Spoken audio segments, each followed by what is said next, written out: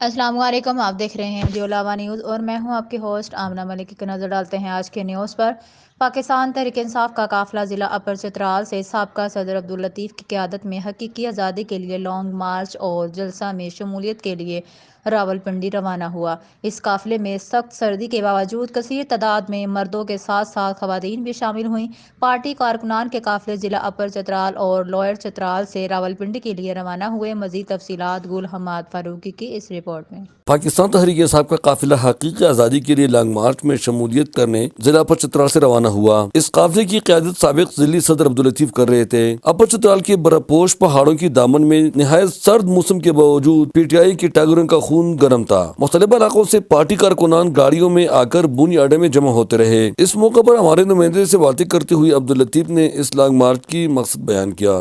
ہم تو نکلے ہیں آزاد پاکستان کے لیے، پاکستان کی خود مختاری بحال کرنے کے لیے، تو اس کے لیے سرد راتیں اور تکلیفیں سہے بغیر یہ تو کوئی پلیٹ میں رکھ کے کوئی ہمیں دینے والا ہے نہیں۔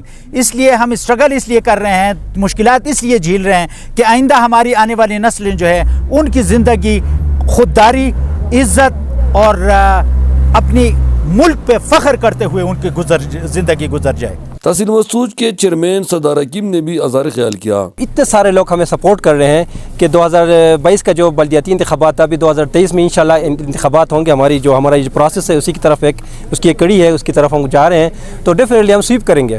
پارٹی کے سینئر رہنما آفتاب محمد طاہر نے پیشن گوئی کی کہ یہ تحریک اس دفعہ ضرور کامیاب ہوگی۔ یہ قافلہ بونی سے روانہ ہوا۔ رشن کے مقام پر سینئر رہنما آفتاب طاہر نے ان پر پھول اور مٹائی بھی نچھاور کیے۔ اس قافلے میں خواتین بھی شامل ہیں جو چترال سے راولپنڈی کی طرف روانہ ہوا اور عمران خان کی کال پر راولپنڈی میں جمع ہوں گے۔ احمد فاروقی، جیولاوا نیوز، چترال۔